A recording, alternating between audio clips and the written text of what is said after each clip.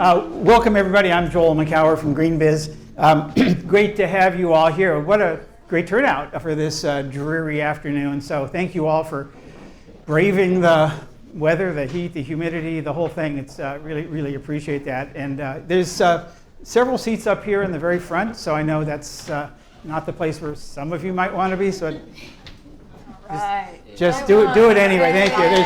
Yeah, come on. There's 1, 2, 3, 4, 5, about 7 seats up here.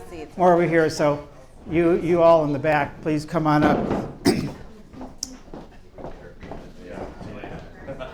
So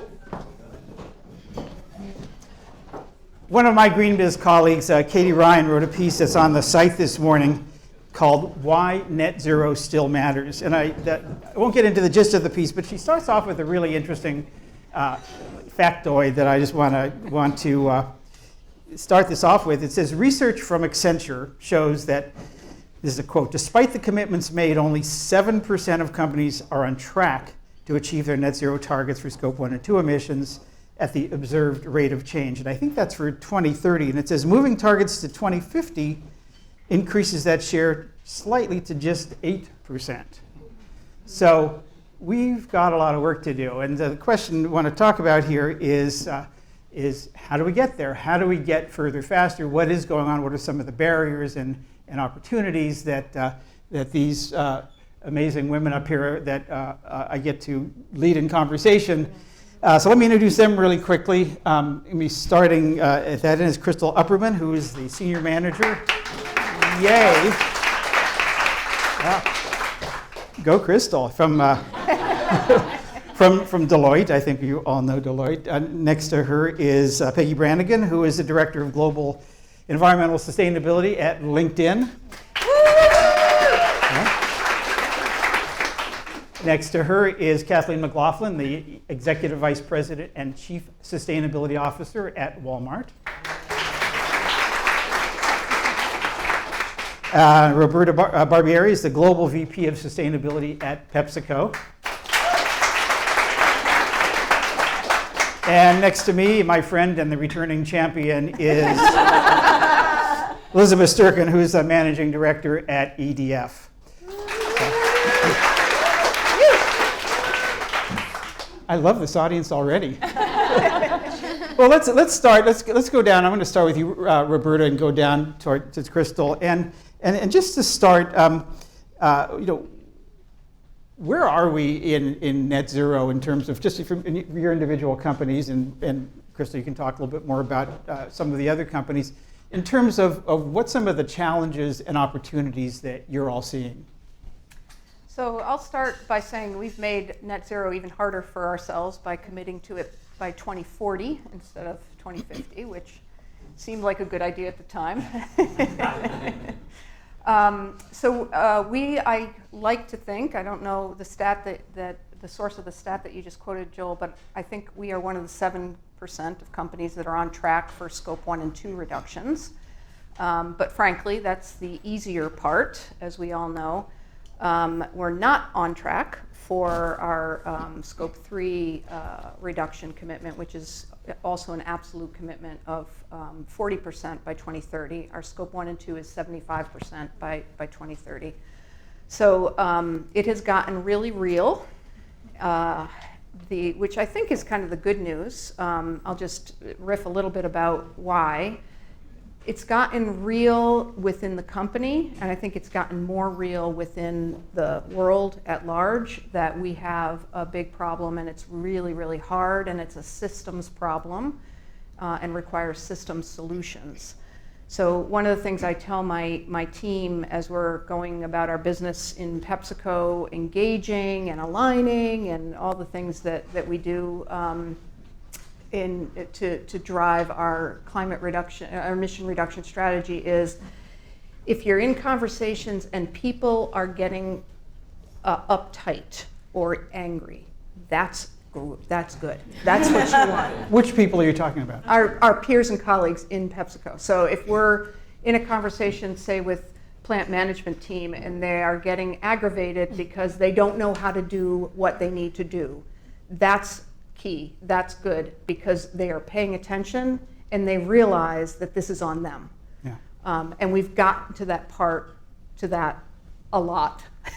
So yeah, a little anxiety goes a long way, but Correct. Why did you pick 2040? To be honest, our CEO wanted to be aggressive and wanted to be a leader. And it was a conversation with him where he said, let's commit to it by 2040 instead. Let's shave 10 years off. Done. You know, easier said than done. Yeah, for sure. Well, Kathleen, again, to you, the challenges, you've been doing, working across a wide swath of your value chain on a lot of these things for a long time. How's it going?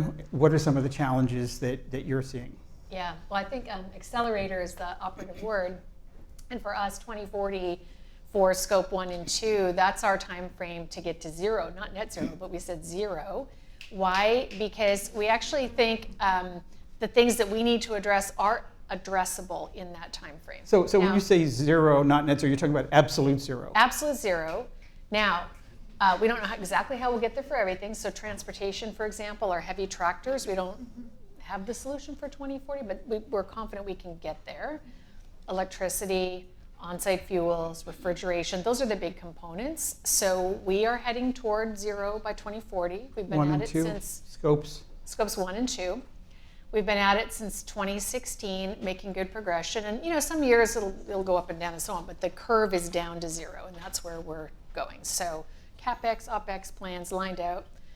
Scope 3, that is a big challenge for a multi-category retailer like Walmart. And as I saw friends from Target here, I don't know if there are other retailers in the room, but let's just be clear, for Walmart to get to net zero in our business in scope 3 means the entire grid has to be at zero anywhere we have a customer or a supplier, it's a lot of countries, and agriculture has to be at zero for any kind of commodity or thing that we sell.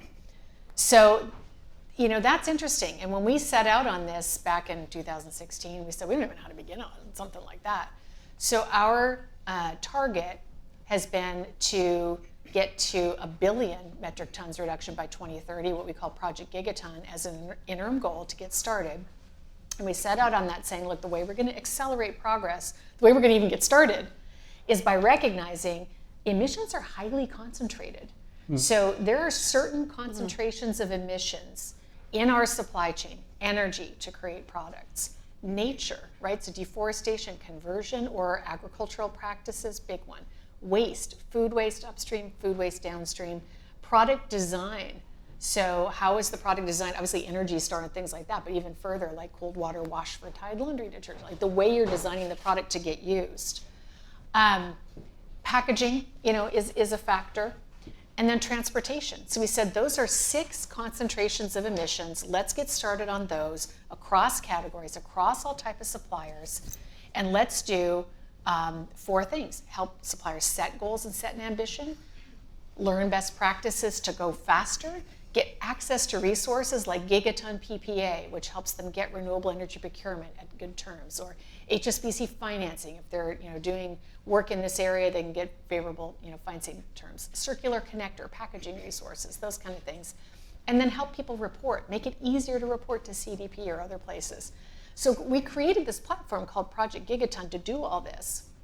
We now have over 5,000 suppliers who've been engaged in meaningful action, actual projects to decarbonize in their chains in those areas. To date, they've reported 750 million metric tons of emissions avoided, sequestered, reduced by changing practices that we hope are scaled. Like they do it for their, it's not just for Walmart, right? They're doing it in their chain. So we're going to keep going. At 750 million by this point, we'll definitely make the billion goal. Like we're just going to keep going. And now what we're grappling with is, okay, net zero by 2050, that's a goal. Can we commit to that with the street? Like, what's our role? So we're absolutely, that's our goal, and we're going to carry on with this practice. What I love about what you're doing at EDF with this accelerator is we've been trying to accelerate. What you're doing is going to help us. We can help you. We can help each other. It is a societal undertaking, and we're going to need all of us to be working toward this together through innovation. So we'll get to the accelerator in a minute. And when I come back on the second round here, I want to talk about what would it take for you to go further, faster. But let me ask you a quick question. So you're 3/4 of the way to your Project Gigaton goal. Yeah. What percentage does the Gigaton represent of your carbon impact? Well, of the emissions that we thought was our scope 3 at the time, about 30%. Of the emissions that we then recalculated, about 60%. I don't think it's 60. I think it's probably more like 30. And by the way, some of these reductions, as I said, the supplier is doing it in their chain. How much is Walmart versus Target or somebody?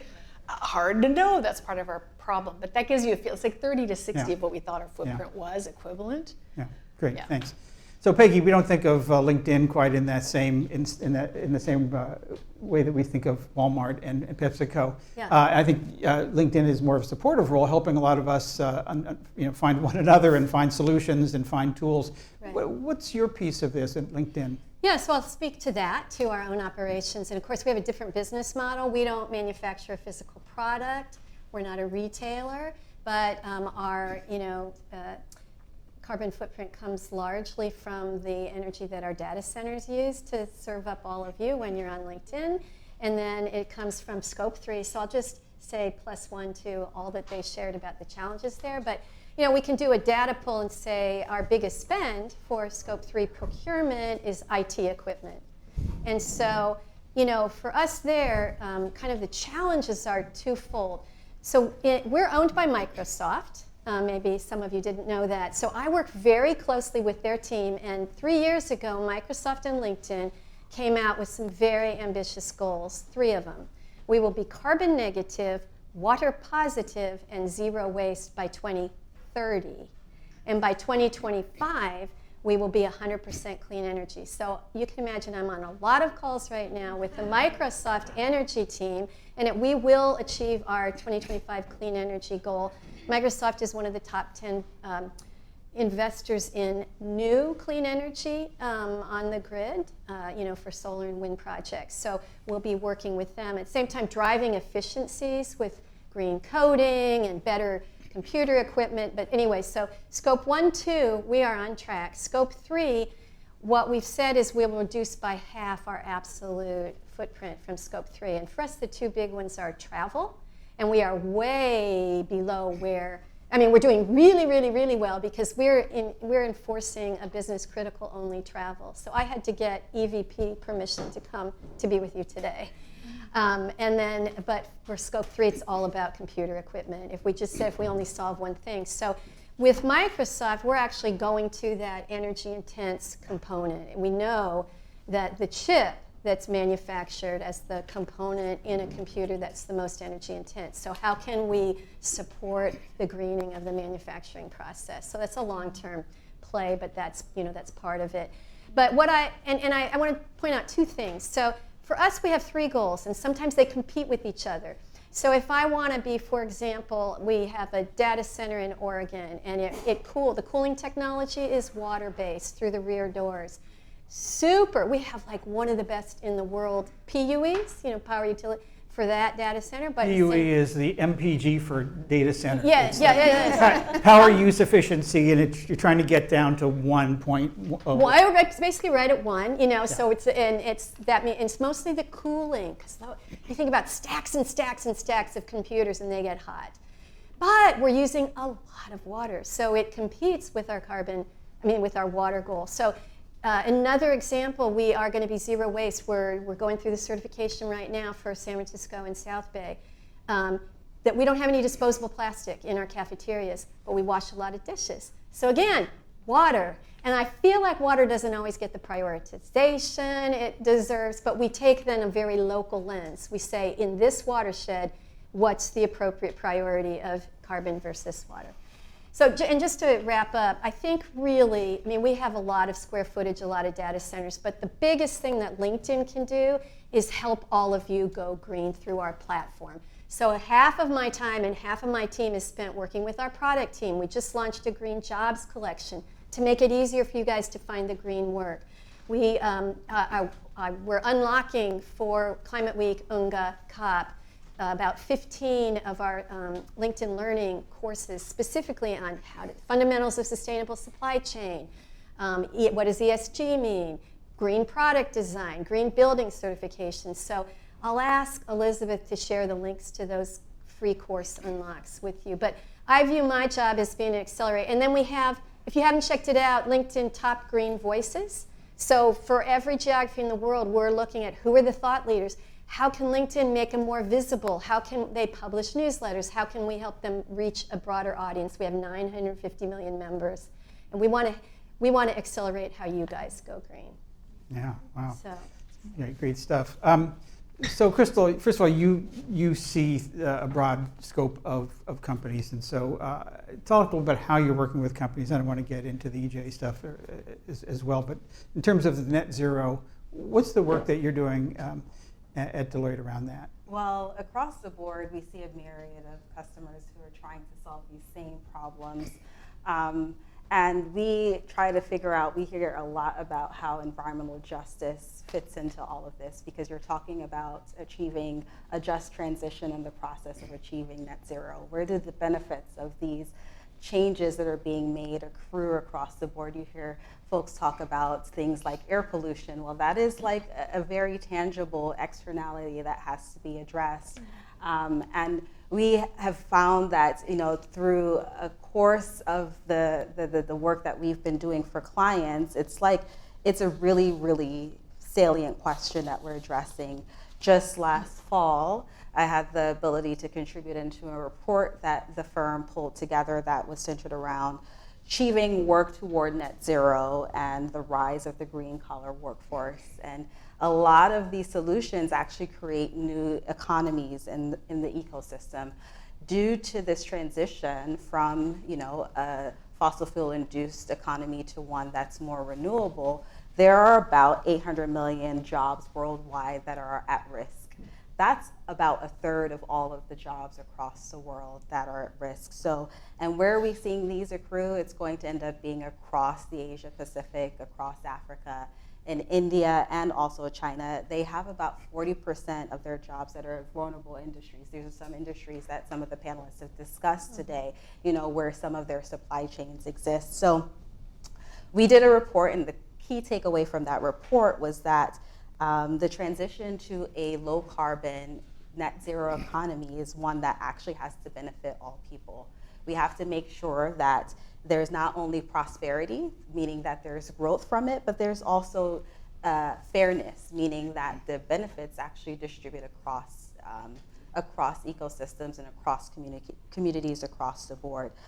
So actively transitioning and decarbonizing is one that can create a lot of jobs that our research has shown that, but in essence, it also has to make sure that the jobs are going in places where they're in most need, and also the populations that are actually being displaced because of the transition away. So how we distribute resources is one thing that we see come into play across the board. So we're seeing an interesting snippet of that challenge right now with the auto workers. In terms of what jobs are going to be available to them as we transition from internal combustion to electric vehicles, and I don't know where it's going to go. I don't know how this particular story is going to end. But talk a little bit about how that may be a marker for other conversations that we'll be having. And of course, this is in the developed world, in the United States. Obviously, in other economies, there's a whole range of other issues. Talk a little about how you see companies, what they need to be doing to sort of mitigate some of those risks and to be as inclusive as possible as they transition. Well, I won't say that what they need to do, because I'm not in those organizations per se, but from the outside looking in, there are things in terms of just here in the US, we have migration that happens because of jobs and work. People travel because of work. Well, what we will see from climate change is that that's going to heighten that scenario and situation where a company has to operate because of water or because of access to energy. They will have to move to where that is more stable, and therefore jobs move in that way. So that is a part of the net zero decision making that's being made that also forces the hand of populations to move from one location to the other. So it's going to ratchet up a bit more. But it's great to have organizations planning and preparing and having foresight, thinking through, and system change internally to forecast where they will have to move their populations, their workforce, and vice versa. So I want to bring Elizabeth into this because we've had several references to the Accelerator, and that is, after all, the title of this session. So take it away. Just talk a little bit about what is the Net Zero Action Accelerator, and how are you working with some of these companies? So let me ask you a question first, Joel. Okay. Okay. Way to go, Elizabeth. All right. We just had the global stock take come out. Are we on track for net zero globally? No, not No. even close. We're not, right? And that's why we created the Net Zero Action That was going to be a harder Accelerator. question. You did well. One only needs to look around at the wildfires and hurricanes to know we're not on track. But we have over 900 of the world's 2,000 largest companies who've set net zero goals. And many companies and many people in companies want to address climate change and want to lead. And they don't know how. The Net Zero Action Accelerator was created to take goals to action, get progress going. And what it does is bring the best of what EDF does, which is our science, our partnerships with business, our leadership on policy, finance, also markets, and bring that to companies. But it's not just EDF. We've worked with a number of partners like Oxford Net Zero, the Transform to Net Zero group, which is EDF and 12 leading companies, Deloitte, GreenBiz, BSR, others, Race to Zero, to bring together resources to companies and be an avenue so that people can get help in companies. Critical functions in companies can get the help that they need. So what is the Accelerator? Is it a website, a place, Yeah. A group? Remember, do companies join? Do they sign up? How does that work? So it's what we're launching today is the Web Hub, and it's meant to gather together these resources which provide 25 pathways and 75 customizable actions to help people in companies prioritize. We know companies want to do stuff. It's really complex out there. That's what we keep hearing, right? This helps prioritize based on science what you need to do. It's also trainings, resources, tools, anything to help companies. Really, the key is we need to act now. We have a lot of things pushing companies to report, right? Measure and report your emissions. That's great. We've kind of run out of time. We need to also be acting now. How much of this is pretty much the same for many, if not most companies, versus being really bespoke given their size, sector, geography, culture, organization, Right. pressures from Right. nonprofits or from activists and others? How similar or different are these? The Net Zero Action Accelerator does a sector by sector focus, and we've gone with the 6 sectors that have the biggest impact, or 6 of the sectors that have the biggest impact to start with, right? To help give people in those companies tools. And in truth, if you can hire Deloitte, go do it, right? Like, or if you can hire a consultancy to get this work done, that's fabulous, right? But there are a lot of companies that can't, and we've also partnered with We Mean Business to link into the SME Climate Hub to help SMEs. We are focusing on large companies and trying to help them move along. Yeah. Roberta, where are you finding the resources that you need to understand what to do, who's done it before, maybe learn from some of their actions or maybe mistakes? And the same for you, Kathleen, but let's start with you, Roberta. Yeah, well, EDF. So every summer I hire 2 Climate Corps people. Unbelievable.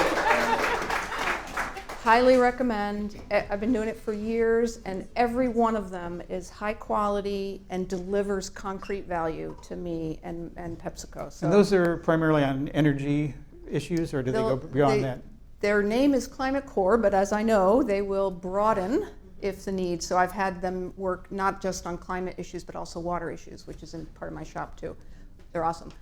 Other areas we go to are RE100 for, kind of to sense check our renewable electricity journey, to learn from peers and experts on RE. SEBA, another great one. Earlier this year did their Clean Energy Boot Camp, which is highly recommended. I learned so much about the grid. I've done that too. Yep, It's so much awesome. about the grid, Awesome. and it highlighted a opportunity under IRA that we weren't aware of, that we're now pursuing for to cost down our some of our PPA agreements. What are you missing? What do you wish you had that would help you get further faster? Or do you have all the information tools you need? It's just really mobilizing the internal and external value chains. Yeah, I think it's the latter. Regulation would be helpful. Specific regulation? Good policy would be What would be kind of helpful. policy would you want to see? All right, it's a good policy crowd in the back there. Yeah, well, IRA is fantastic, the Inflation Reduction Act, because it's carrots. The Biden administration, bless them, are throwing carrots to the marketplace in the United States, and we're trying to grab as many as we can. A good example outside of the United States is there's several markets in the world where your only option, if you have a renewable electricity transition option, it's IRECs. You cannot do virtual power purchase agreements. You can't do direct PPAs. Can you explain what an IREC is? It's the international version of a renewable energy credit. Here in the U.S., we call them RECs. Outside the U.S., IRECs. So our government affairs team is tasked with helping to influence development of policy that's enabling for renewable electricity mechanisms in those marketplaces. We need that badly because, like most of us, one of the key reduction levers for us to get to our 2030 reduction goal and our 2040 net zero is our whole supply chain has got to be on 100% renewable electricity. It's the low-hanging fruit today. Most markets, you can do it either through RECs or through PPAs. We're working hard with our suppliers and our franchise bottlers to move them along. In fact, we've set an expectation that by the end of this year, not only will all of our suppliers need to have set or committed to set a science-based target, they will have to start moving their electrical load that services PepsiCo manufacturing or whatever to renewable electricity. So we actually have a very similar program to Walmart and their Gigaton platform. We call it PepsiCo Positive Renew, which is bringing suppliers together to do aggregated VPPAs. We have our first cohort that we're building right now. Yeah. Kathleen, I know you've been working with EDF in general and Elizabeth and her team in particular for a number of years. What else are you looking for that you need that would get you, Walmart, further, faster? I think support for the innovations that help us just continue to improve the cost curve for emissions reduction and abatement. So I'll give you an example. When we got started, the thing that gave us confidence to set the gigaton goal was an early project we did with you guys called 20 million metric tons, where we said, gosh, I wonder if we could get rid of 20 million metric tons. And so we worked on shifts that were accretive to the supply chain. So fertilizer optimization is the obvious one, right? You can save money if you're a farmer by optimizing your fertilizer. It's the easy one, but it gave confidence that there are things we can do. Well, now we're kind of into the harder yards on every single one of those concentrations I talked about. The easy stuff's gone. And when you look at the cost curve to decarbonize, whether you're talking about the beef chain or produce or electronics or whatever, there are still some actions suppliers or others in the supply chain can take to lower emissions in a way that saves money. But pretty quickly, you start to get into things that cost a lot of money and nobody wants to do. So where we need help for accelerating now is not so much scaling the known accretive opportunities, but innovating those expensive ones and finding other ways to problem solve to get a better outcome that allows people to go faster. So I would imagine that Walmart must have everybody coming at you. It was here's my innovation, here's my startup, here's my technology.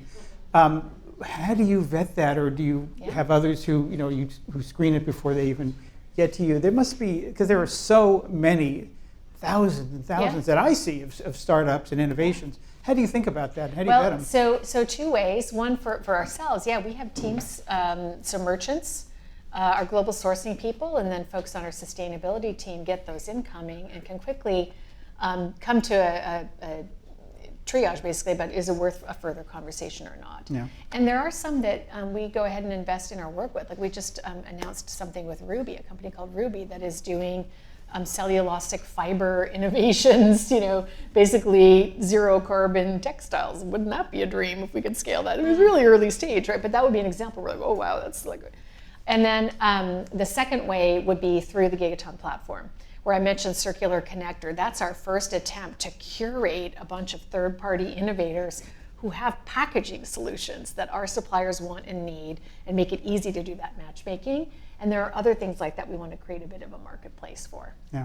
Peggy, as you look across companies and economies, what's the job readiness? What are the jobs that we need to have that may not exist yet or exist at scale yet to address the kinds of things that we're talking about? Yeah, so, and I don't know if many of you are aware, but LinkedIn has more data about the global economy than anybody, thanks to all of you. 950 million members, profiles. So we know your work history, we know what skills you have, we know where you are. But in addition, we Right now, you know who you are. Yeah. So, well, it's important that we know, and of course we anonymize all this stuff. So do not fear.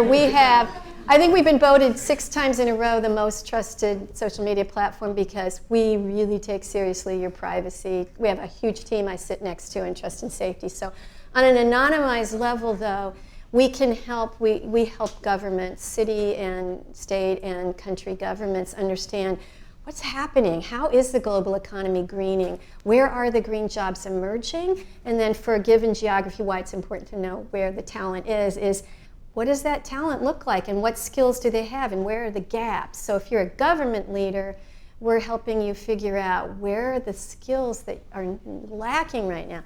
So I guess a couple pieces of good news. Big picture. Over the last several years, the gap between the demand for workers with green skills and the supply has grown.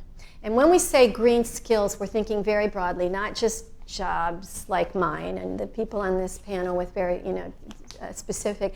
It's really the whole set of technical and non-technical skills, knowledge, capabilities that would enable you to take preventive or cleanup or reporting or advocacy actions to tackle planetary problems. So we've spent 3 years building this world-class taxonomy. So broadly speaking, green skills that can solve planetary problems. And what we see is this last 12 months, 22% growth in demand for people with green skills versus growth of only 12% in terms of talent with green skills. So then we look across industries and where we're focused, and we're just coming out with some new reports you can look at, but automotive industry and finance are 2 of the key ones that we're looking at, and energy. So those 3 we're coming out with deep dives. So those are where, energy and transport, it's because they make up big chunks of the world's total carbon footprint, and there's momentum there. So we have an automotive skills report that just came out. You can find out what are the skills that are most in demand there and where's the lack. Finance we included in this deep dive as well. It's coming out for COP because that's the enabler. Those are the investors that really need to double, triple down to invest. So some of the key skills that are emerging: greenhouse gas accounting, no surprise, sustainable supply chain management, all kinds of energy management, EHS, because what's great is there's this real overlap between climate improvements and just health and safety improvements, right? So I was just watching the documentary with Arnold Schwarzenegger, California governor, who went big on climate, and he said, I never talked about climate. I always talked about health and pollution, clean air, clean water. So EHS is a big one that's rising. And then a lot of the soft skills, because if you're going to push faster for this transformation in your company, you have to be good at communication. You have to be a change maker. Yeah.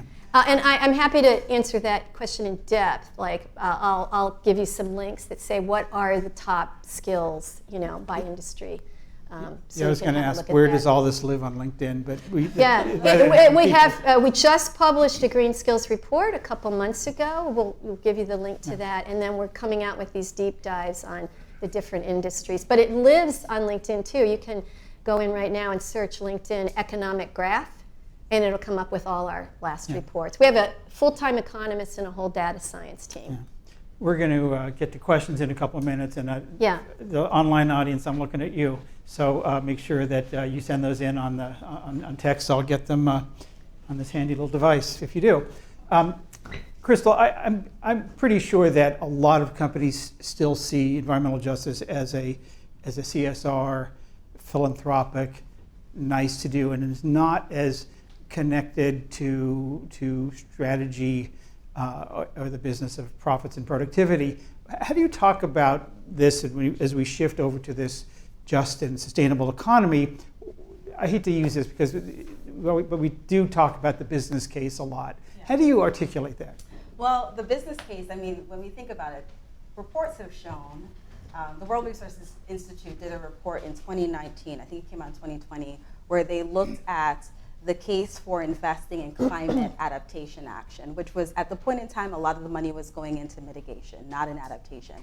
And they came back, and the economic evaluation showed that there was not only a return on investment for when you invest in climate adaptation action, but there is an environmental return, environmental dividend, and also a social dividend. So that's what they're calling the triple bottom line, triple dividend that you are receiving by investing in these adaptation actions. This is what these organizations are doing. What they're doing is putting investment towards adapting to a changing business environment in order to maintain the way in which they operate, but also be prepared for shifts in the ecosystem.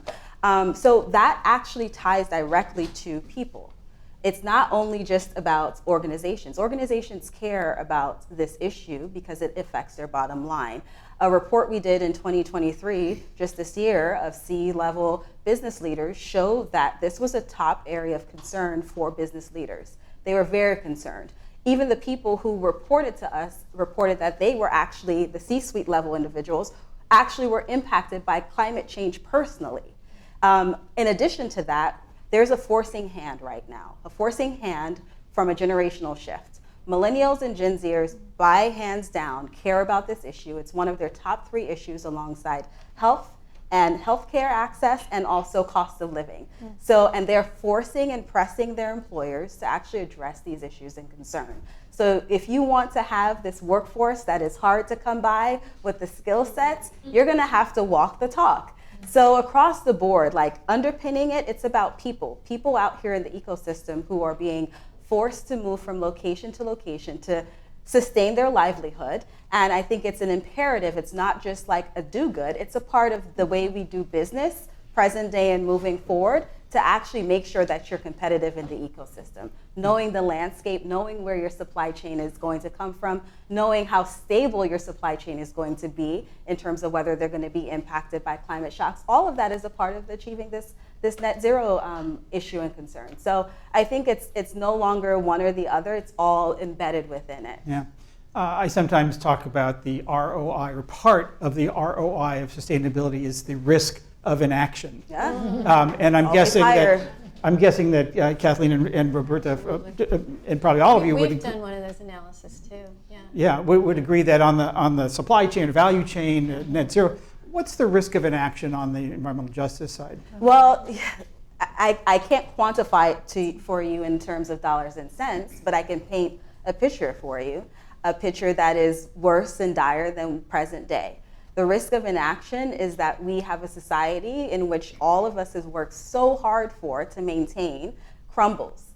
We are no longer caring for each other. We're no longer fused together in a connected community, and we have factions. And that sounds dismal, but we have an opportunity. We have an opportunity as organizations, as society, to drive forward and create solutions to make sure that we maintain the human race as we've worked so hard for, and generations prior to us have worked so hard for. So I think it's a little less about just the dollars and cents, but also about the people element. I don't want to see my neighbor suffer, and neither does the next person. I think when we reduce it down to just that, it becomes even more of a dire impact for us to act this way in our jobs. Yeah. I mean, that whole dire need, that existential threat, is a really interesting undercurrent for all of this, and it's not something we talk about at work, talk about in business. I'm just curious, how do any of you navigate that knowing what's happening already and what's coming, and arguably, not even arguably, it's just factually, it's getting worse and worse, and we're just getting going, I think. How do you sort of square that with you, and just personally and within your organizations? Roberta. Well, what we talk a lot about, and I suspect you guys do too, because we're closely partnered on regenerative ag, most recently with our big announcement.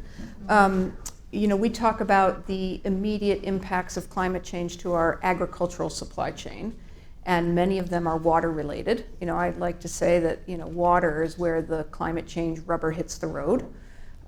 So droughts, floods, too much, too little, too polluted, all of those issues are affecting our ag supply chain today and are getting worse. So that's something very tangible that our procurement teams are seeing and experiencing as they have to adjust to find alternative supplies. That goes a long way. From a personal standpoint, there may not be what you were looking for, Joel, in my answer, but I feel compelled to talk about it. There's a cognitive dissonance for many of us who are passionate about this and who have dedicated their lives, like most of us in this room, to saving the planet. When we live in corporate, the corporate world, there's this dissonance between the need for business growth and how bad business growth is for the planet. That's a tension that exists every day, that we all experience every day. And there isn't a solution yet, but what gives me optimism is that tension or that dissonance is being acknowledged for the first time around business tables, at least in PepsiCo, the highest business tables in PepsiCo. That green growth versus degrowth thing. I don't need to hear from all of you, but if any of you others want to jump in on that. Kathleen? I would just say that the effects of warming are with us now, and worse than I think people thought they would be by now at this temperature. So you kind of roll the tape forward and say what's going to happen for extreme heat events, extreme weather events, for drought, for flooding, et cetera. And some of the things I remember reading an article a couple years ago by someone saying, oh, well, warming's going to be great because you will have fewer people dying in the winter of cold, and isn't it great? You look at the extreme heat events and what's happening everywhere right now, and I just so it's serious, and certainly there are agricultural impacts, near and present impacts in our communities, day in, day out, and the people we're serving at Walmart, our customers in different communities, and our associates. What happens if you're in Houston and it's 115 and your electricity goes out, right? Yeah. Or even if you have what keeps us going? I think we are into adaptation now as well as mitigation, so our strategies are richer. We're not giving up on the mitigation. And there is a big component of serenity prayer here, which is, what can I change, and go as hard as I can on that. What can I not change? And I just have to make peace with that and focus on what I can do. What's especially hard for my teams right now, and I don't know if some of you in the room are feeling this, but it does feel like we're having to be more creative than ever in coming up with those solutions. It's harder. The easiest stuff's gone. It's now the difficult things. And we're getting critique from the right and the left about what are we doing? Is it greenwashing? Oh, you're woke. No, we're just trying to get some stuff done here and do practical things that help people. and create value and help people thrive and grow and prosper, but in a way that is in harmony with the planet. That's what we're trying to solve for. Yeah. Yeah. And I second everything that you just said, but I also wake up feeling so grateful that I have a job where I'm paid to do something. Because otherwise you just feel helpless, I think. So I feel gratitude for the budget, for the people, that we can be doing something. But I do wake up, so I mean, honestly, 3 o'clock in the morning, pretty regularly, and I got a little tablet by my bedside, and I'm like, I should be doing this, I should be doing this. And sometimes I can read it in the morning when I wake up again, but it's like an ongoing stressor to be worthy of the role that I have, you know, and just the moment that we're in and the urgency. So I will say one thing to you, where I do draw some energy and hope is what you said, because the younger people, we see it on our platform too, just the priority they're putting on where they want to work and who they want to buy from has to be green. And my secret weapon is 3 of the people in our executive suite have said to me, Peggy, you know, I really am motivated to do this, and especially because it's happening at my dinner table. My teenage daughter or my teenage son is asking me, Dad or Mom, what is LinkedIn doing about this? This is really important, and I have to be able to say something credible. So I think they're the secret weapon for all of us, is just activate those young people. Great. I have a tablet by my bed too, but it comes with some water. So let's see if we can get some questions here, right here. Hi, Amit Minhas, JP Morgan. Oh, here we go. Hi, Amit Minhas, JP Morgan. I want to compliment your fashion. Your outfits look very sustainable, very stylish, very vintage. But Vintage. Okay. Was that the look you were going for? No. Good. it's all the trend these days. But I have 2 questions. Are you concerned about the accuracy of your carbon accounting? And what are your hardest to abate emissions? Is that specific to Walmart? Any?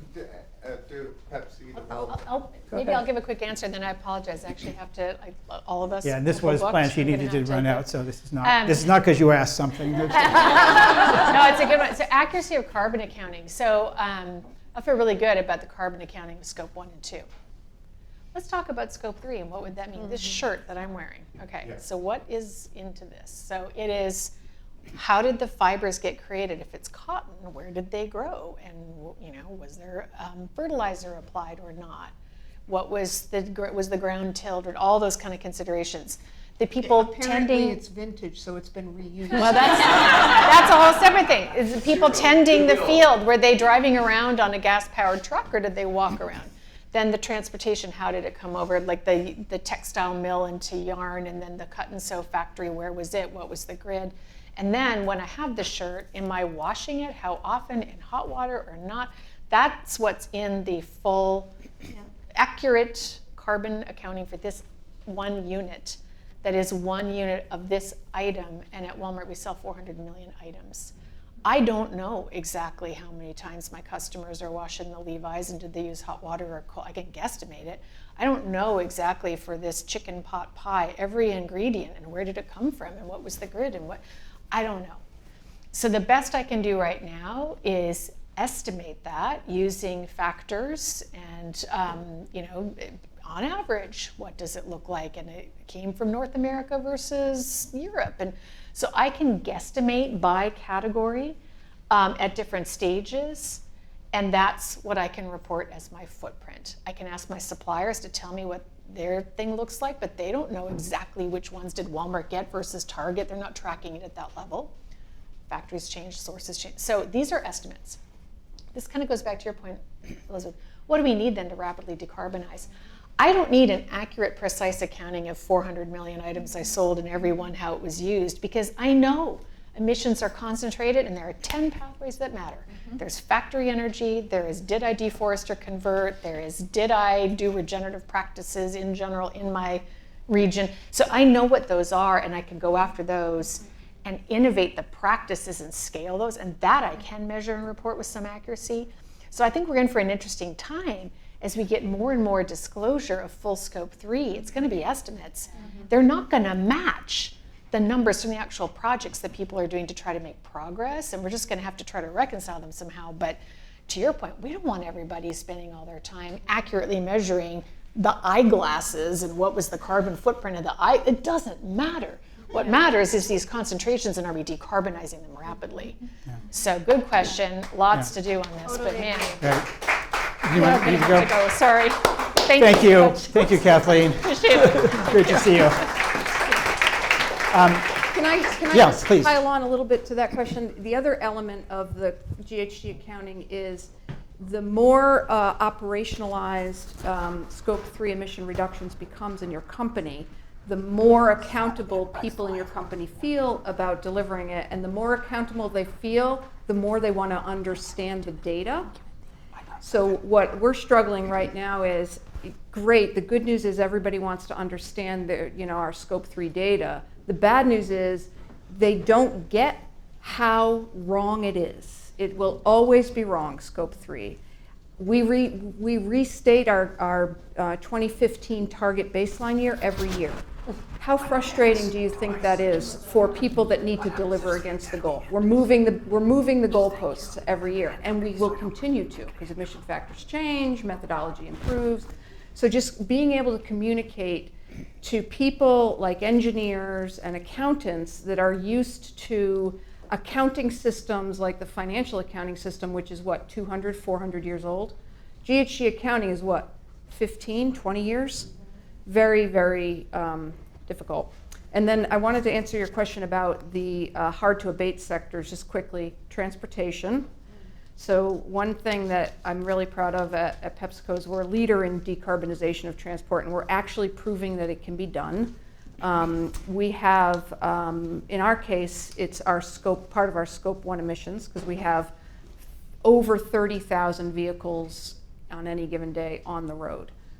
All kinds of duty cycles, the last mile, little trucks to the big semis. And we have a world-class fleet sustainability team that has a plan to deliver our 75% reduction by 2030 in vehicles, despite the massive capital cost that will entail.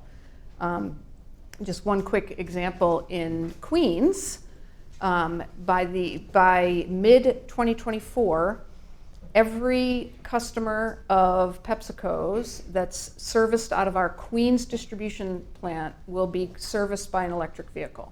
So right now we're putting in over 60 Ford E-Transit trucks into that Queens facility. Every single truck there will be an EV. The drivers love them. New vehicles, quiet, smooth, air-conditioned. Ditto for our, on the other, so those are they only have to drive like 20 miles a day, so they can go on a charge all day long. Great. On the other end of the duty cycle spectrum is our Class 8 long hauls, which PepsiCo is the only company in the world to get the very first Tesla Class 8 semis, which are incredibly cool to look at. Same. They're on the thing. road now? They're on the road. 36 of them in California. That's so cool. Yeah, they are beautiful. We've got them all slicked out, like with Chester Cheeto hanging on for dear life on the side, and he's getting blown down.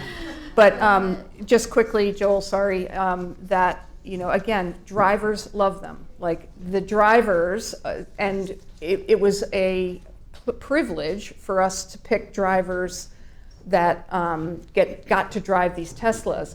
They had to have 1 million miles accident-free.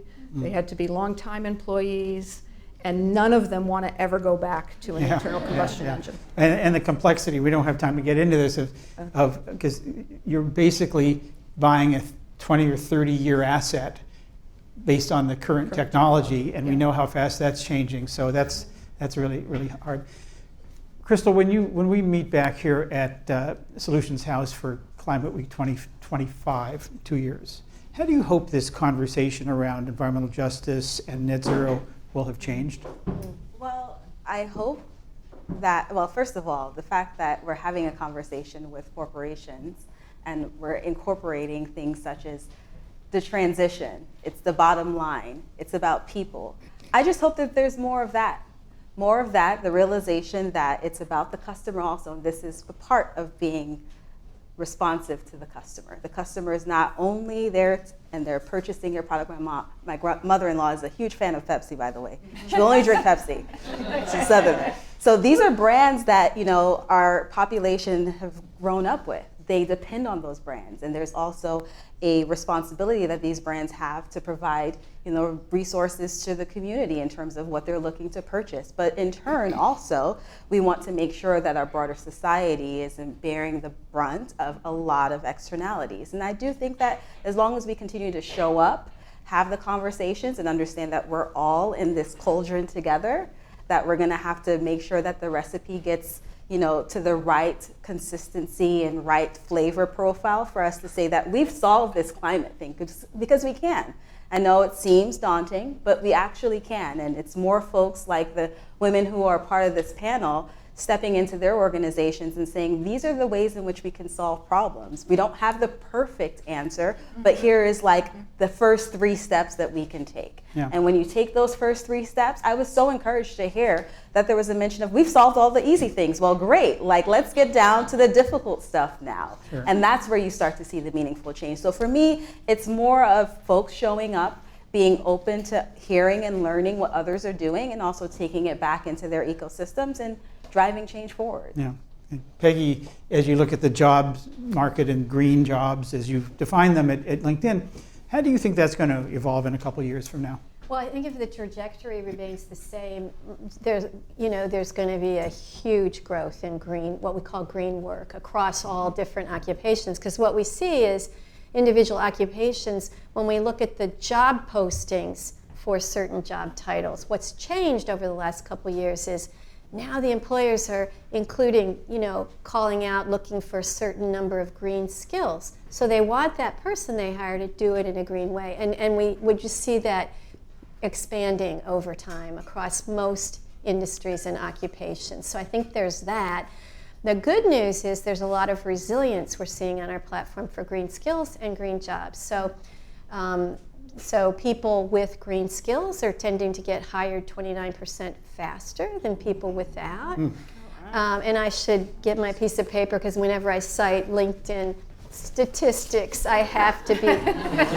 So let me just say, 2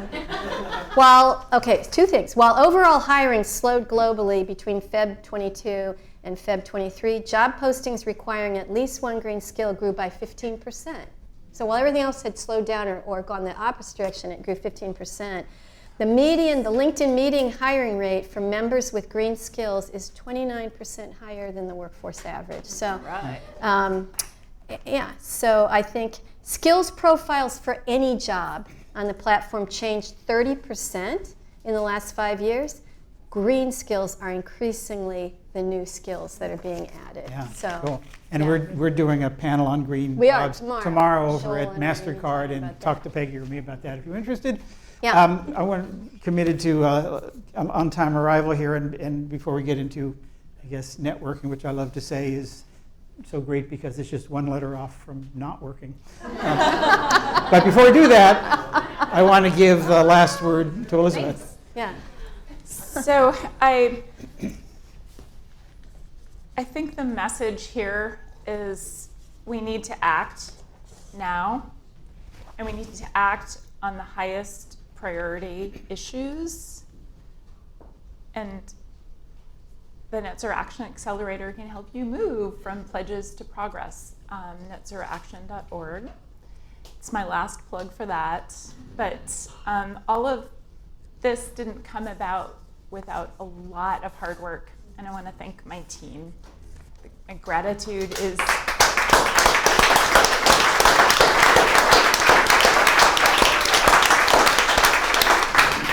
flowing over. I'm so glad. Thank you for clapping. I want to do a shout out to Ellen, a shout out to Jordan, Amy, Jane, Catherine, Rodrigo, Chloe, Jay. I hope I didn't forget anybody. We have a team now. And thank you to Lee Borkenhagen, our leader. at EDF in business area who's really had this vision. And I also want to do a special thank you to a couple of people here who were the catalyst for this. You know who you are.